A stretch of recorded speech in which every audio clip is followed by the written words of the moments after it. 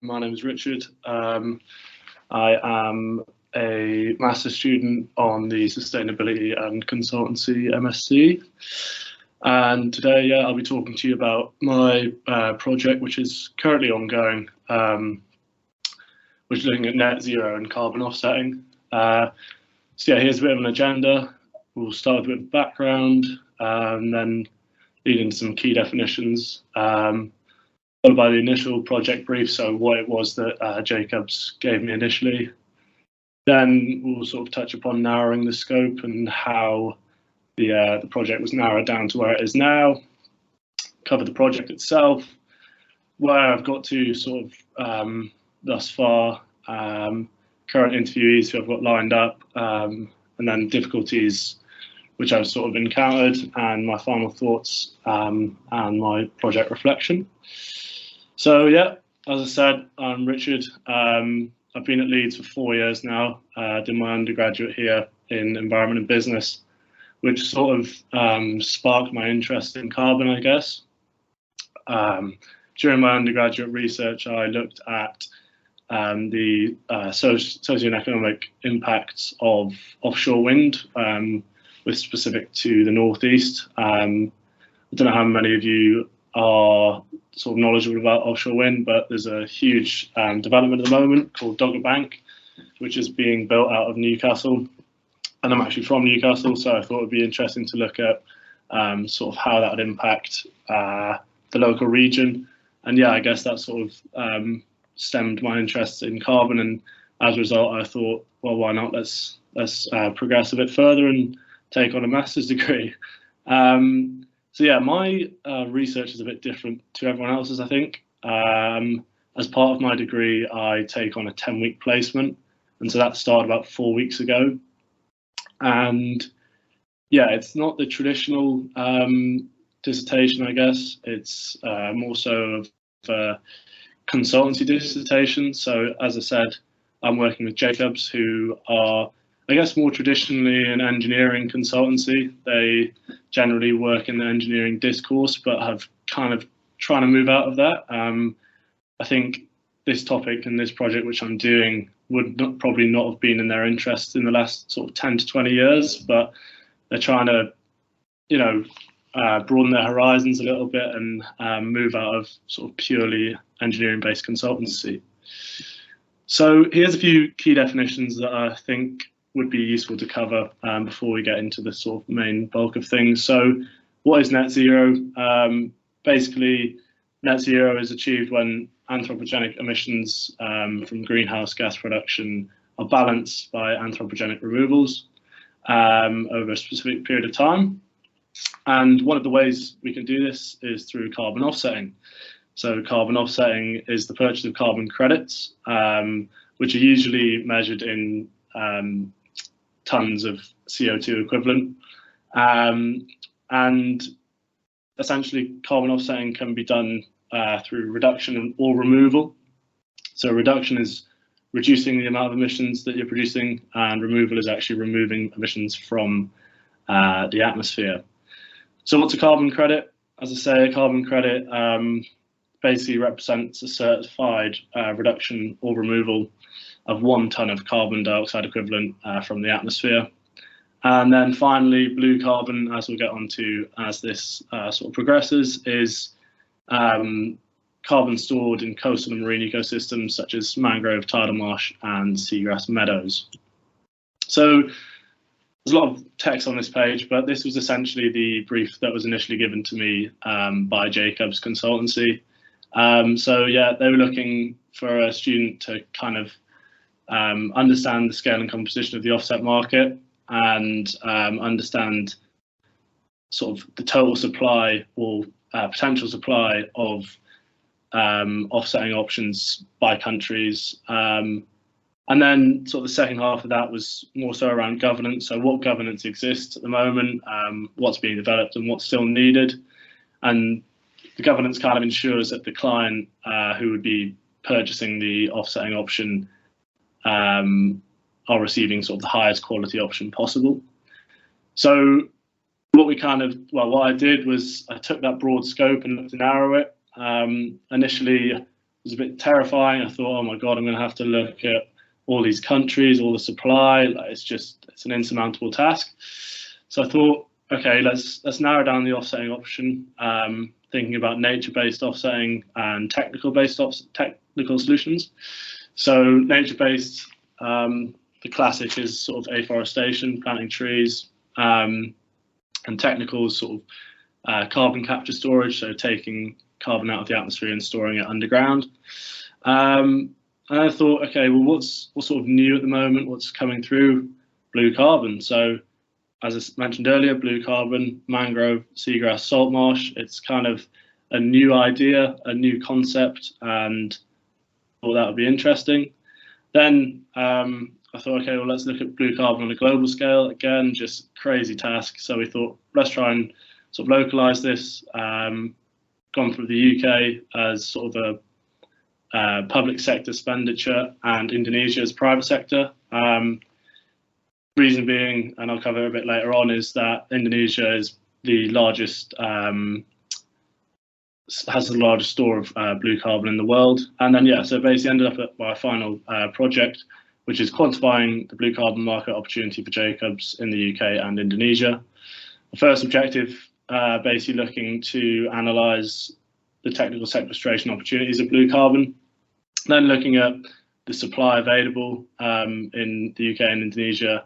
Then the final objective, similar to what was initially proposed to me, is to do with understanding the governance needed. So here, yeah, as I mentioned just briefly earlier, this is a map of the global distribution of blue carbon. As you can see, Indonesia has a lot of mangrove and seagrass, and the UK has a nice amount of salt marsh and seagrass. So what have we found so far? So I think there's a lot of data coming. I'm sorry if it's a bit boring, but yeah, we'll start at sort of a global perspective. So here at the top, you can see types of blue carbon. So we've got global mangrove, global seagrass, and global salt marsh. And we look at the sort of the land estimates which are available at the moment. We've got 336,000 kilometers squared. And then we look at the carbon sequestration of these options. And as you can see, it's 221.5 million tons of CO2 per year. When we compare this to forest sequestration, global coverage of forests, 43.7 million kilometers squared, and the total carbon burial sequestration rates, 496 million. So if you look at it like this, the area covered by blue carbon is less than 1% of that covered by forest, and yet the total burial is almost half. So evidently, blue carbon's extremely good at sequestrating carbon. So here we've got a bit more of a breakdown. We've kind of localized it to Indonesian mangrove, Indonesian seagrass, UK seagrass, UK salt marsh. Now it's worth noting, evidently mangrove doesn't grow in the UK, so it's not included. And in Indonesia, a lot of the mangrove actually exists in salt marsh areas, so there's a bit of overlap and a bit of crossover between the data there. So focus primarily on just mangrove rather than getting confused between mangrove and salt marsh. So what do we have here? We've got the land estimates, and we've taken the conservative estimates here, and we've got the sort of average sequestration rates. So land estimates, we've got a total of 27,000 kilometers squared, and with Indonesian mangrove, we've got a sequestration rate of 807, land estimate of 24,000, and a total carbon burial of 19 million, obviously. And so, yeah, we've got this information for all of these. Obviously, Indonesia has a huge amount of mangrove, so sequestrates a lot more carbon than the UK, which has a lot less blue carbon. And so what's the relevance of that? Well, you can see in the top right that we have the annual emissions sort of in tons of CO2. So the UK produces about 400 million tons of CO2 per year, and The UK's blue carbon sequestration accounts for just 0.06%, which obviously isn't much. Conversely, Indonesia produces 568 million tonnes, and yet the blue carbon sequestration accounts for about 4.4%, which is quite a lot. So moving on, this is where it gets interesting. So if we go back, the sequestration rates, let's say for Indonesian mangrove, the average is 807.4. Well, when you consider the sequestration rates of rehabilitated mangrove, it drops quite significantly to just 99 tonnes of CO2 per kilometre squared. So here's where we bring in the concept of additionalities. Now, additionalities, as it states in the top right, is the reductions achieved by a project needed to be additional to what would have happened if the project had not been carried out. So when we bring it back to Jacobs and working for a client, we need to make additionalities if we're selling carbon options. So again, bringing it back to the data, the rate of sequestration for these options is significantly lower. And what I've tried to do here is give sort of an estimate of the total potential carbon burial across these options. So let's take the mangrove, for example. We've got a rehabilitated sequestration rate of 99.09 plus or minus 73.4. And then we have potential land estimates 44.27 and 953.27. 44.27 perfectly suitable, 953 suitable kilometre squared. And that gives us a total carbon burial of 4,386 to 94,459. Which is significantly less if we go back to that of what already exists. We then can compare that to existing forests. So at the bottom, we have the average rehabilitated blue carbon. The low estimate, the total carbon burial is 106.4 tonnes of CO2 per kilometre squared per year, and the high estimate is 91 tonnes of CO2 per kilometre squared per year. You look at that against the average of existing forests, which is just 11.35 tonnes of carbon per kilometre per year. So obviously the rate of rehabilitated the sequestration rate of rehabilitated blue carbon options is significantly less than existing blue carbon options. However, it's still more than existing forests, so it's still technically better than existing forests. And I think here's where it gets quite interesting. So if you remember at the start, I mentioned the difference between restoring blue carbon and So what I was going to say here is I've lost my train of thought.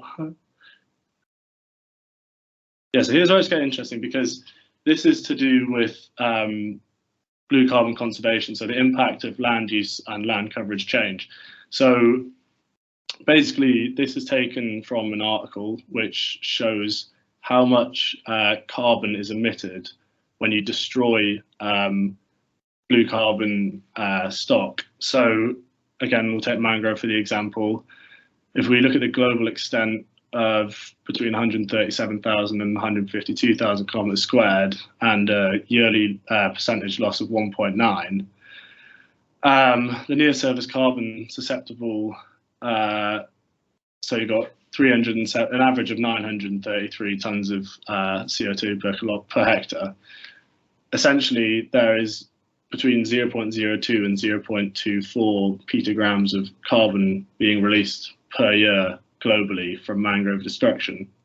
And if we total this up across all blue carbon options, it's between 0.15 and 1.03 petagrams of carbon dioxide per year, which is equivalent to almost, well, at the high end is a billion tons of CO2 per year, which is actually if you take Japan, for example, they emit 1 billion tons of CO2 per year. So just from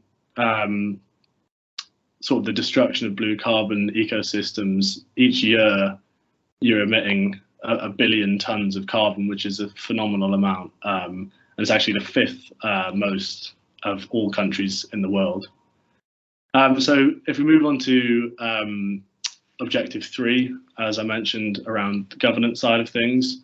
So essentially, with respect to offsetting markets, there are 2 markets, the first of which is the Clean Development Mechanism, and that was introduced by the Kyoto Protocol, and the second of which is the voluntary offset market, which is governed by non-governmental and private sector organisations. And essentially, there's certain climate groups, which, as you can see, the Gold Standard, Voluntary Carbon Standard, and the Clean Development Mechanism, they basically regulate and verify carbon credits to be sold on.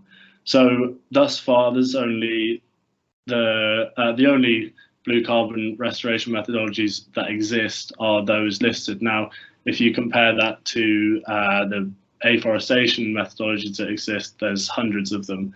So evidently, it's a very emerging market, and there's a lot of work needs to be done with regards to the governance side of things to actually mobilise this market. I haven't actually done that much work on this side of things so far. As I say, I'm only 5 weeks into this project, but from what I've understood so far, it's going to be one of the biggest issues, is ensuring that the methodologies are in place such that the carbon credits that are developed are high quality, and that the clients who are buying them receive sort of the best quality carbon credits that they could. So I've set up some interviews with people from within the blue carbon discourse, and as I've said a couple of times, it's a very emerging discourse. There's not a whole lot of people who are sort of involved in it. Everyone here has their own sort of involvement in the area, and so yeah, this is sort of just to help me understand when it is that I'm going to be able to collect my data, and when it is that I can sort of get working through my discussion. So yeah, I think that's good. This is sort of, yeah, the difficulties that I've encountered so far. So as you have had to persevere through the data sort of stuff, there's a lot of data. It comes from a lot of different sources, and there's a wide range of data. So I've tried to, and also the quantification of data is very different across those different papers. So I've tried to utilize conversion websites to ensure that everything is in tons of CO2 per kilometre squared per year, rather than having, I don't know, petagrams or megagrams or per hectare and things like that. I'm hoping that the data that I've used is correct, and I'm sort of going to look to clarify this through my interviews and ask them to check whether the data that I've used is basically the industry specific and the industry standard. And I'm having issues sourcing the Indonesian seagrass estimates of the sort of the potential of seagrass. Again, probably because it's such an emerging topic, it's probably quite, there's not much research being done into all of these options, and I think mangrove's definitely taken priority. So whether or not seagrass has been addressed yet, I'm not really sure. Second sort of difficulty is finding interviewees, and as I touched upon in the interview slide, it's a pretty niche topic, and there's potential that I need more interviewees. I remember when I did my undergrad, I think I had around 12. But yeah, I'm going to just continue contacting people in the industry and hopefully digging a few more people out. Third difficulty is sort of reimagining my literature review. Again, this is sort of for my own understanding, but when I've been writing this report, because it's actually for Jacobs, who are a consultancy company, I have to write it in a certain tone, more of like a business report tone. But then when I'm actually producing my dissertation as part of my master's, I'm going to have to sort of change the tone back to more of an academic accent to ensure that the literature that has been reviewed is is written in a certain way such that it's academically correct. And then the final difficulty that I've had so far is sort of keeping to the project time. As I said, I started about 5 weeks ago, and my report is due in 5 weeks' time for Jacobs. And so it's a pretty rapid process. It's not your classic dissertation where you could start in December and hand it in sort of May. It has to get going quickly, and so I need to be aware that the anticipated project. I need to keep the anticipated project plan and allow scope for slippage, but I think that'll be fine. So my final thoughts and reflections so far. First of all, I don't think that blue carbon is the best option for Jacobs now, but I think there's still value in that. As I've sort of alluded to, there's a lot of issues surrounding data reliability, and from what I've read as well, there's not that much success with rehabilitated projects. Additionally, the return on investment can be quite poor. If you invest millions of pounds into a rehabilitation project and there's no success, then you've just lost millions of pounds. Building on that, the governance, it's a big issue. As I say, there's not many sort of governance methodologies which have been developed thus far, and those which have been don't sort of encompass all of blue carbon. They might just be for salt marsh or mangrove respectively. But at the end of the day, I've explored the option, and that's something that's of value for Jacobs. They can go to their clients and say, look, we've looked at this in Indonesia and we've looked at it in the UK, and we just don't think that it's a viable option. Second sort of thought and reflection is that blue carbon potentially has its place, but there's more research is needed. I think that research around sequestration rates of rehabilitated ecosystems is pretty necessary. I've looked at this for 5 weeks now, and I think I've found 2 at a push 3 papers on rehabilitated mangrove in Indonesia. And mangrove in Indonesia is like one of the biggest, well, it is the biggest blue carbon stock in the world. And so if there's that little research on it at this point, then I think there's going to get more, but I think more's needed to sort of ensure that when these projects are undertaken, the people who are undertaking them are confident going into them. I think greater transparency around governance is needed at a national and international scale. I think that, as I say, there's not many methodologies that currently exist, and there's also issues around sort of land use and land ownership, especially within Indonesia. Obviously, in the UK, land ownership's pretty simple, but in Indonesia, there's huge issues with it, and land use as well. Farmers tend to use mangrove area for shrimp farming, and that has a better return for them. They make much more money from that. They don't actually make any money from mangrove rehabilitation. And yeah, more specific carbon codes are needed to ensure the carbon credits developed for the highest quality. So as I alluded to earlier, some of these codes have been developed, but purely for mangrove or purely for salt marsh. I think there needs to be holistic carbon codes for the blue carbon area. And in delivering on that, then clients will be able to or be reassured that the credits that they're buying are sort of the highest quality. And purely sort of at an ecological level, I think that conservation of blue carbon ecosystems could be more important than rehabilitation. Again, as I alluded to earlier, there was that statistic on the amount of CO2 lost due to destroying blue carbon areas, and that's 1 billion tons of CO2 per year, which is the same as the 5th biggest emitter in the world, which is just like a crazy statistic. So I think if we were to look more so at blue carbon conservation rather than blue carbon rehabilitation, it might be more beneficial, sort of an emissions reduction level. But yeah, that's all from me. Thank you very much for listening, and I'm open to any questions.